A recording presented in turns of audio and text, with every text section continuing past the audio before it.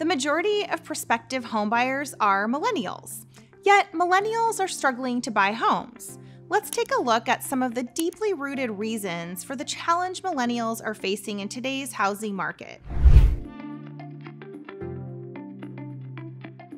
Why are millennials struggling to buy homes in 2022? Well, let's start by looking at inflation versus the rise of home prices. Over the last 50 years, housing prices have been on a quite steady rise that has vastly surpassed that of inflation. If both home prices and inflation had grown at the same rate over the last half century, the current average home price would be $177,788. Can you imagine buying a home for that price this summer?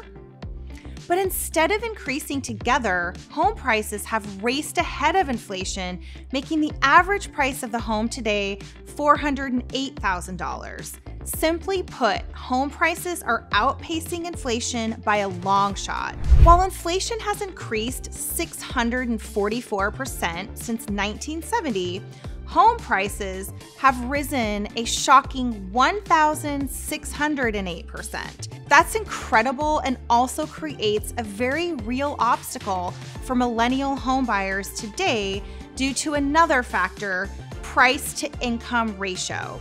Price-to-income ratio tracks income in comparison to home prices and helps us to measure the affordability of housing. To avoid financial stress, experts say a ratio of 2.6 is best. The baby boomer generation, at an average age of 30 years old, dealt with a ratio of 3.5.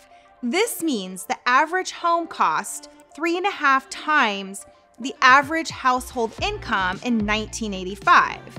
This wasn't an ideal ratio, but the boomers survived the housing market and got into homes.